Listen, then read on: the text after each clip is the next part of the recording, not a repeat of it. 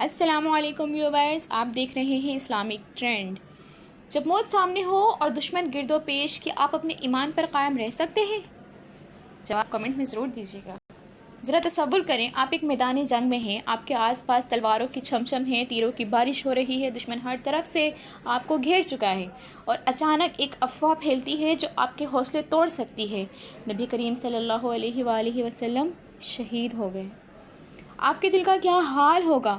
کیا آپ جنگ چھوڑ کر بھاگ جائیں گے، یا پھر ایمان کی شمع روشن رکھتے ہوئے آخر تک لڑیں گے؟ یہ صرف ایک کہانی نہیں ہے، یہ حقیقت ہے۔ آج ہم اس جنگ کا واقعہ سننے جا رہے ہیں جو مسلمانوں کے صبر، وفاداری اور جدوجہد کا سب سے بڑا امتحان تھا۔ جی ہاں، ہم بات کر رہے ہیں غزوہ احد کی، غزوہ بدر کے بعد، جس میں مسلمانوں کو فتح حاصل ہوئی تھی۔ اس کے بعد کفار کی سازشیں شروع ہو گئی تھیں۔ غزوہ بدر جو کہ 2 ہجری میں مسلمانوں کی فتح کے بعد قریش کے سرداروں میں شدید غصہ اور انتقام کا جذبہ تھا۔ اس جنگ میں ان کے بہت سے بڑے سردار مارے گئے تھے، جن میں ابو جہل، عتاب، شیبہ اور ولید بن عتاب شامل تھے۔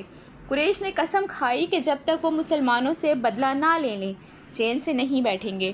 قریش نے ابو سفیان کی قیادت میں ایک بڑا لشکر تیار کیا۔ ان کے ساتھ قریش کے بڑے قبائل بنو کنان، بنو ثقیف اور بنو حویز کی جنگجو بھی شامل ہو گئے۔ اس لشکر میں 3000 جنگجو، 200 گھوڑے اور 3000 اونٹ شامل تھے۔ مشرکوں کے ساتھ ان کی عورتیں بھی آئی تھیں تاکہ مردوں کو جنگ کے لیے جوش دلائیں۔ تو اب دیکھتے ہیں کہ مسلمانوں کی کیا تیاری ہوئی ہے۔ جب نبی کریم صلی اللہ علیہ وآلہ وسلم کو قریش کے حملے کی اطلاع ملی تو آپ صلی اللہ علیہ وآلہ وسلم نے صحابہ سے مشورہ کیا۔ کچھ صحابہ کی رائے تھی کہ ہمیں مدینے میں رہ کر جنگ کرنی چاہیے، جبکہ کچھ نوجوان صحابہ نے کہا کہ ہمیں کھلے میدان میں جا کر مقابلہ کرنا چاہیے۔ نبی کریم صلی اللہ علیہ وآلہ وسلم نے صحابہ کی رائے کو ترجیح دی اور 1000 مسلمانوں کا لشکر لے کر مدینہ سے باہر جبل احد کے قریب پہنچے۔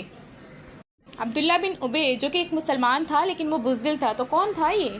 مسلمانوں کے لشکر میں ایک شخص عبداللہ بن ابی بھی تھا جو مدینہ کے منافقین کا سردار تھا۔ اس نے سفر کے دوران بہانہ بنایا اور 300 آدمیوں کو لے کر واپس چلا گیا، جس سے مسلمانوں کی تعداد صرف 700 رہ گئی۔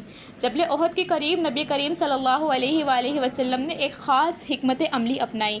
آپ صلی اللہ علیہ وآلہ وسلم نے 50 تیر اندازوں کو ایک پہرے داری پر تقریر کیا اور ان سے فرمایا، یہاں سے ہرگز نہ ہٹنا، چاہے ہم جیتیں یا ہاریں، دشمن پیٹ دکھائے یا ہمیں قتل کر دیا جائے۔ صحیح بخاری کی حدیث ہے، حدیث نمبر ہے 3033۔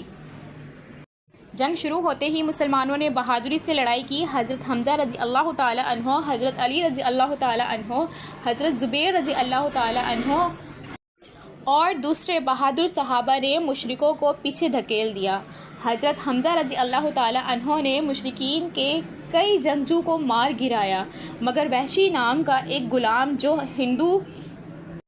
ہندہ ابو سفیان کی بیوی کا غلام تھا، اس نے برچھی مار کر حضرت حمزہ کو شہید کر دیا۔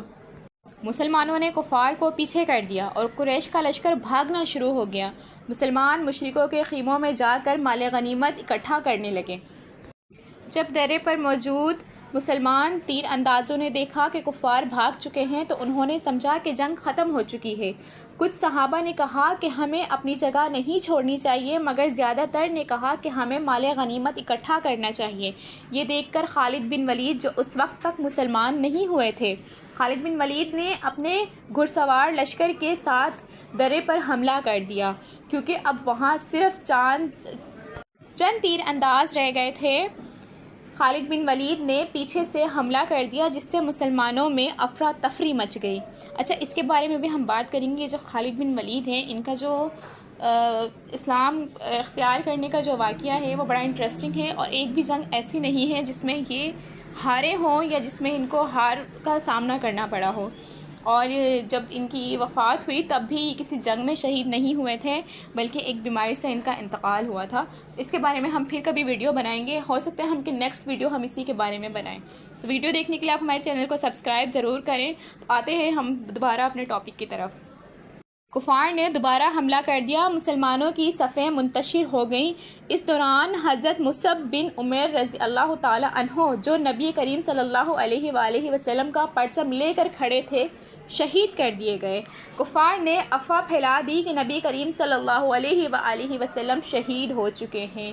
اس خبر سے مسلمانوں کے حوصلے ٹوٹ گئے اور کئی صحابہ پریشان ہو گئے، مگر حضرت انس بن نضر رضی اللہ تعالی عنہ نے کہا، اگر نبی کریم صلی اللہ علیہ وآلہ وسلم شہید ہو گئے ہیں تو ہمیں بھی ان کے دین پر جان قربان کر دینی چاہیے۔ یہ بھی صحیح بخاری کی حدیث ہے، جو کہ حدیث نمبر ہے 2805۔ کفار نے نبی کریم صلی اللہ علیہ وآلہ وسلم پر حملہ کیا، جس میں آپ صلی اللہ علیہ وآلہ وسلم زخمی ہو گئے۔ آپ صلی اللہ علیہ وآلہ وسلم کے چہرے مبارک پر زخم آ گئے، نچلا دانت شہید ہو گیا اور لوہے کی ٹوپی کی کڑیاں آپ صلی اللہ علیہ وآلہ وسلم کے رخسار میں چبھ گئیں۔ حضرت فاطمہ رضی اللہ تعالی عنہ نے آپ صلی اللہ علیہ وآلہ وسلم کے خون سے زخموں کو بہتا دیکھا تو راکھ لگا کر خون روکنے کی کوشش کی۔ جب کفار نبی کریم صلی اللہ علیہ وآلہ وسلم کو قتل کرنے کے قریب پہنچے تو حضرت طلحہ رضی اللہ تعالی عنہ نے اپنی جان پر کھیل کر آپ صلی اللہ علیہ وآلہ وسلم کا دفاع کیا۔ ان کا ہاتھ شدید زخمی ہوا اور وہ بے ہوش ہو گئے۔ نبی کریم صلی اللہ علیہ وآلہ وسلم نے فرمایا، جو شخص کسی زندہ شہید کو دیکھنا چاہتا ہے وہ طلحہ کو دیکھ لے۔ ترمذی شریف کی یہ حدیث ہے، حدیث نمبر 3739۔ یہ جنگ مسلمانوں کے لیے ایک بڑی آزمائش تھی۔ 70 صحابہ شہید ہوئے، جن میں حضرت حمزہ رضی اللہ تعالی عنہ، حضرت مصعب، حضرت حنظلہ رضی اللہ تعالی عنہ شامل تھے۔ اللہ تعالیٰ نے قرآن میں فرمایا، اگر تمہیں زخم پہنچے ہیں تو اسی طرح تمہارے دشمنوں کو بھی زخم پہنچا تھا۔ یہ دن ہم لوگوں کے درمیان بدلتے رہتے ہیں تاکہ اللہ ایمان والوں کو آزمائے اور بعض کو شہادت کے درجے عطا فرمائے۔ سورہ آل عمران کی آیت نمبر 140۔ نتیجہ اس کا یہ ہے کہ نمبر 1، اللہ کے رسول صلی اللہ علیہ وآلہ وسلم کے احکام پر مکمل عمل ضروری ہے۔ نمبر 2، مال غنیمت کی لالچ دین پر فوقیت نہیں لے سکتی۔ نمبر 3 یہاں پر ہے، اللہ کی آزمائش ایمان والوں کے لیے ترقی کا ذریعہ ہے۔ نمبر 4، صبر اور استقامت ہر مصیبت کا حل ہے۔